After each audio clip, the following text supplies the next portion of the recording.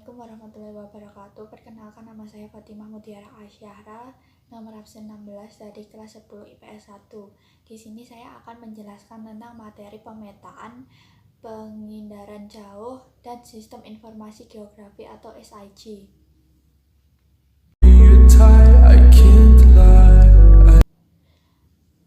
Yang pertama adalah pemetaan. Pemetaan adalah suatu proses menyajikan informasi muka bumi yang berupa fakta dunia nyata, baik bentuk permukaan buminya, skala peta, sistem proyeksi peta, serta simbol-simbol dari unsur muka bumi yang disediakan. Jenis-jenis pemetaan yaitu pemetaan berdasarkan skala peta. Yang pertama, peta berskala kecil. Yang kedua, peta berskala medium. Yang ketiga, peta berskala besar. Yang keempat, peta teknik atau kadaster. Yang kedua, peta berdasarkan kepentingan. Peta disebut dengan peta tematik. Peta ini cenderung mengutamakan penampakan fenomena tertentu di permukaan bumi. Yang ketiga, peta berdasarkan keadaan objek bumi, menggambarkan keadaan labil atau keadaan dapat berubah setiap saat. Contohnya peta urbanisasi dan peta perluasan wilayah. Fungsi pemetaan. Secara umum, pemetaan merupakan alat untuk menunjukkan lokasi, namun setiap unsur yang terkandung membuat peta memiliki fungsi yang lebih dari itu. Berdasarkan modul terbitan Kemendikbud, fungsi peta menunjukkan lokasi yang ada di permukaan bumi. Kedua, menentukan arah serta jalan masuk suatu tempat.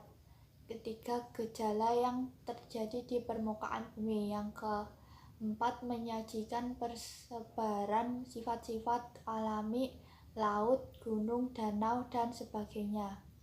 Yang kelima, menunjukkan ketinggian atau kemiringan suatu tempat.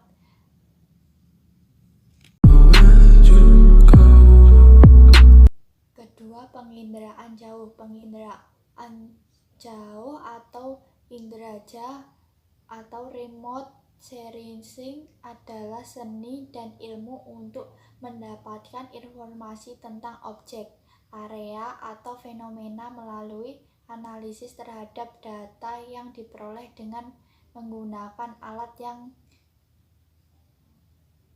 tanpa kontak langsung dengan objek, daerah, ataupun fenomena yang dikaji. Komponen penginderaan jauh. Sumber. Yang pertama, sumber tenaga. Yang kedua, atmosfer. Yang ketiga, objek. Yang keempat, interaksi antara objek dan tenaga. Yang kelima, sensor. Yang keenam, wahana. Yang ketujuh, analisis data. Yang kedelapan, perencanaan data. Dan yang kesembilan, penggunaan data. Jenis-jenis citra foto penginderaan jauh. Yang pertama, citra foto. Citra foto terbentuk sebuah lembaran foto yang dihasilkan menurut spektrum direct magnet yang digunakan. Citra foto dapat dibedakan menjadi citra foto berdasarkan spektrum elektromagnetik yang digunakan atau berdasarkan spektrum elektromagnetik yang digunakan. 2. Citra foto berdasarkan warna. 3. Citra foto berdasarkan sumber kamera. Yang keempat, citra foto berdasarkan jumlah kamera. Kedua, citra non-foto. Citra non-foto merupakan sebuah citra yang dihasilkan dari cara sensor elektromagnet spektrum elektromagnetik yang ditangkap oleh sensor melalui direkam pada pita magnetik. Citra non-foto dibedakan atas 1. Citra inframerah thermal. 2. Citra microwave dan citra radar. Tiga, citra satelit. Keempat, interpretasi citra penginderaan jauh. Pemberian kesan pendapat atau tafsiran terhadap beragam objek yang dapat citra hasilkan rekaman sebuah wahana penginderaan jauh.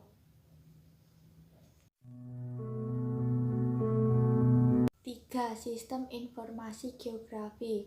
Sistem informasi geografi atau SIG, Geographic Information System, adalah sistem informasi pemetaan berbasis komputer yang digunakan untuk memasukkan, menyimpan, memanggil kembali, mengolah, menganalisis, dan menghasilkan data bervariasi geografis atau dengan geospasial untuk mendukung pengambilan keputusan dalam perencanaan dan pengelolaan penggunaan lahan, sumber daya alam, lingkungan, transportasi, fasilitas kota, dan pelayanan umum lainnya.